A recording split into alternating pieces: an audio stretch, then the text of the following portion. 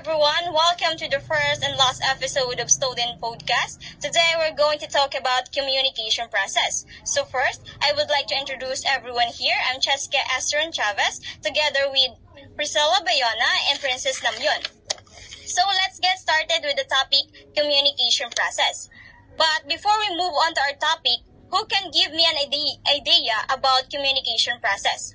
Miss Bayona, can you give me idea about communication process? Communication process. Communication process refers to a series of actions or steps taken in order to successfully communicate. It involves several components such as the sender of the communication, the actual message being sent, the encoding of the message, the receiver, and the decoding of the message. Thank you for that wonderful idea, Miss Bayona. How about Miss Namyon? Can you give an example of communication process? The form of communication example is report, publication, social media, graphic, and message. Thank you for that, Miss Namyon. Okay. The term communication process is derived from the Latin word communis, which means to share. The communication is a two types of process, wherein the message in the form of ideas, thoughts, and feelings, opinion is transmitted between the two or more person with an intent of creating and shared understanding. In order to communicate, a sender and a message must be present at the same time. Thought and the receiver may not present or aware of the sender's intents to communicate at the time of communication. More simplified, communication is said to be the creation and exchanges of meaning. It comes from the Latin word communicares, means to share or to make ideas common. Two connections that encompasses interactions among the partakers is a center of learning of communication. Media critic and theorist James Carey defined communication as a symbol process whereby reality is produced, maintained, and replayed by and transformed in his book 1992, Communication as Culture, posting that we define our reality via sharing our opinions with others, and that all the creature of earth and have developed means in which they convey their emotion and thoughts to one another. However, its ability of human to use words and language to transmit specific meaning and sets them apart from animals' kingdom.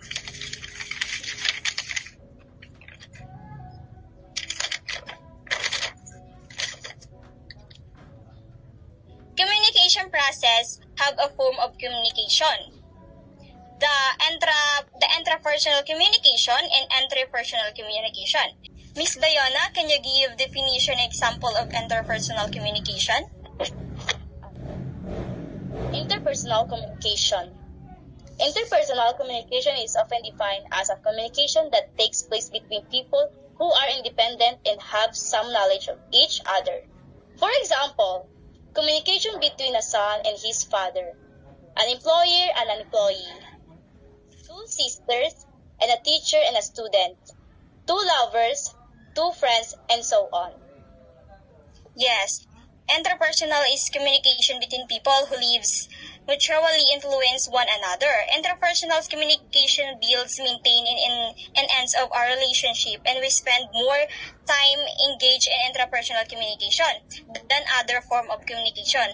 Interpersonal communication occurs in various contents and address in subfield of study within communication studies such as intercultural communication, organization communication, health communication, and computer-mediated communication. After all, interpersonal communication exists in all contents. Furthermore, interpersonal communication can be planned or unplanned. But since it is interactive, it is usually more structured and influenced by social expectation than intrapersonal communication. Interpersonal communication is also more goal-oriented than intrapersonal communication. Okay, let's move on. Miss Namyon, can you give definition and example of intrapersonal communication? Intrapersonal communication.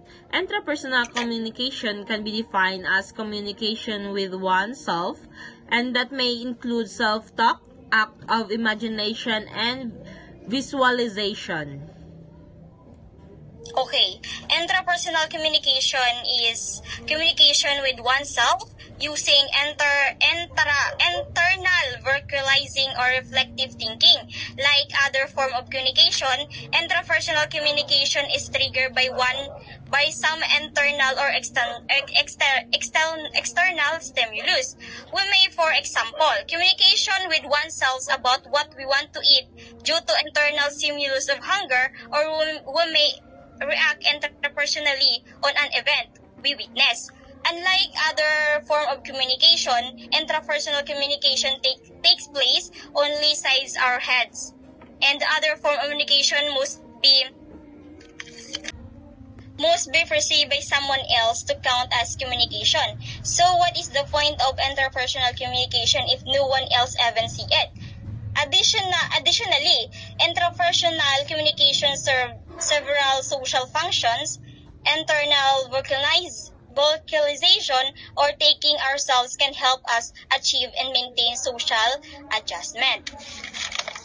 So those are the communication. Communication process have a type of communication. Who can give me those type of communication? Miss Namyon, can you give me those type of communication process? The communication process is nonverbal and verbal communication. Okay. Yes, nonverbal and verbal communication. Verbal communication is defined as any means of communicating that use language, words, number, or symbols. Verbal communication requires an organized language system, such as is composed of a group of labels used to describe people, event, and things in our environment. These labels are conveyed from one person to another by variety of means, including vocalization, writing. When we say non-verbal communication, it is exchange of message through non-linguistic means, including kinesis, body language, facial expression, eye contact, clothing, and physical appearance. Okay. Miss Bayona, can you give me example of verbal communication? Verbal communication. Verbal communication have four types of communication. First, intrapersonal communication. This form of communication is extremely private and restricted to ourselves. Second, interpersonal communication. This form of communication takes place between two individuals and is thus a one-on-one conversation. Third, small group communication. Fourth and last, public communications. And also, we have examples of verbal communication skills. And these are, first, advising others regarding an appropriate course of actions. Second, assertiveness. Third, conveying feedback in a constructive manner, emphasizing specific, changeable behaviors. Fourth, disciplining employees in a direct and respectful manners. Fifth, giving credits to others. Sixth and last, recognizing and countering objections. Okay, how about Miss Namyon? Can you give me example of non-verbal communication? The nonverbal communication example is facial expression. The human face is extremely expressive, able to convey countless emotions without saying words. Next is body movement, gesture, eye contact, touch, space, voice, and pay attention to inconveniences. Okay, thank you. Those are the types of communication process. So let's proceed to the components of communication process. Okay, those are the types of communication process. Let's proceed to the components of communication process. Miss Namyon, can you give those components of communication process? The components of communication process is sender, message, channel, receiver, feedback, environment, and context references. Okay, those are the components of communication process. Sender It is a source of the message. The sender may be anyone, an author of a book, a public speaker, or an occasion or event teacher or a friend. Message, it is a reason behind any interaction. It is the meaning shared between the sender and the receiver. Message can be of many forms. It could be poems, songs, essay, text, signs, and everything, symbols, etc. Channel, it is the medium or an instrument in order to impart or deliver the message. When we answer a phone call, the phone is the channel.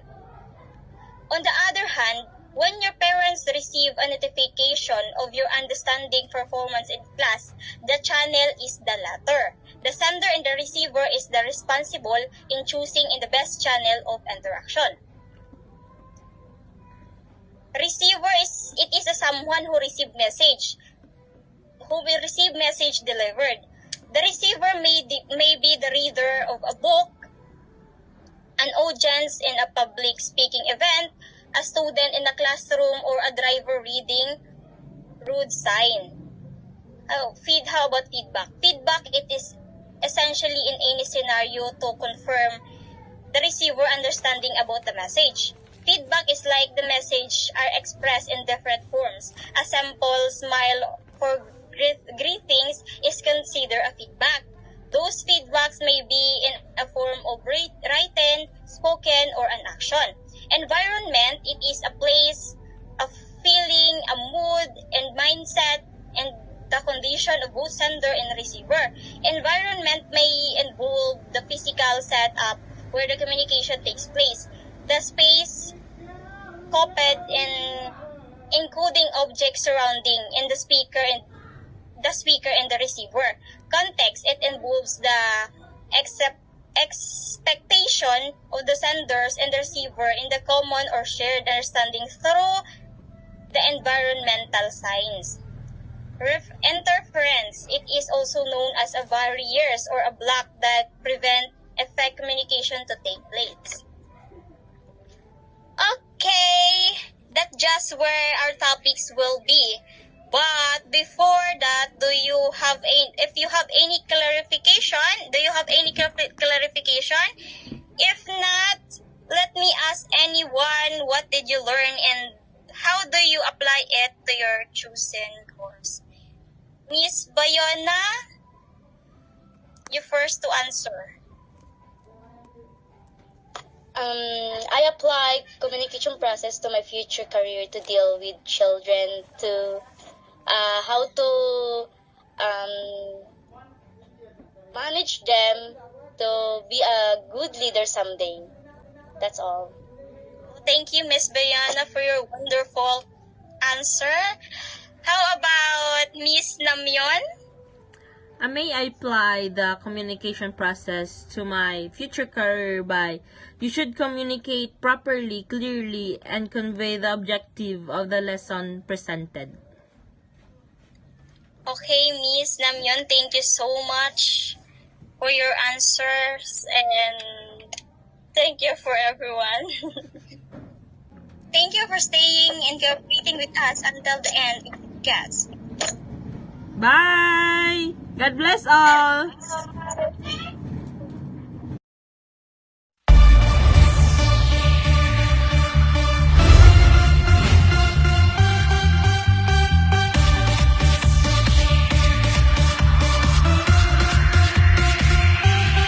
Want to be strong and healthy just like a champ?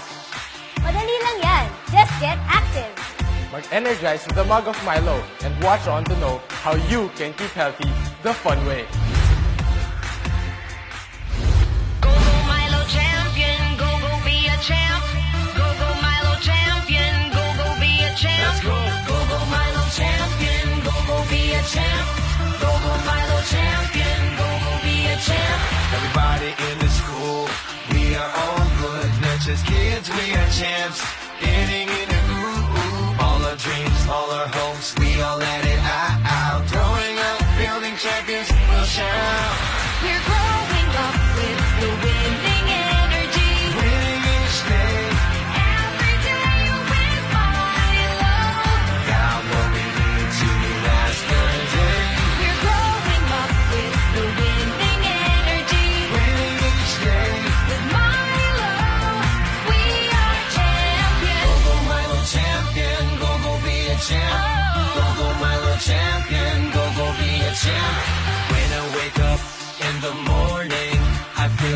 healthy food, good nutrition in my plate and cup. I need all the energy to last the day.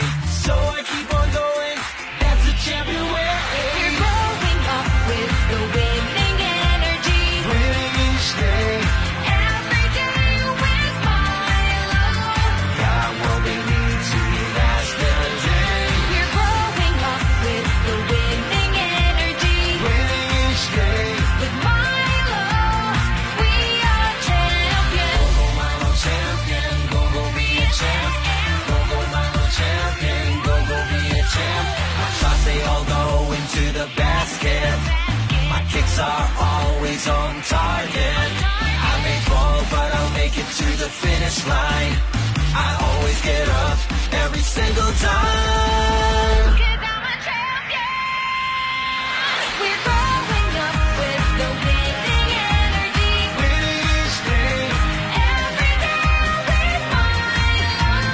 got what we need to last the day. We're growing up with the winning energy. Winning each day, With Milo, we are champions. go Milo champion, go be a champ. Go Milo champion, go be a champ. Go Milo champion, go be a champ. Go Milo champion, go be a champ. Oh, ain't that fun? Mas fun pa yan pag kasama kayo. Kaya mag-exercise every day. At mag-Milo everyday. Para araw-araw, champion!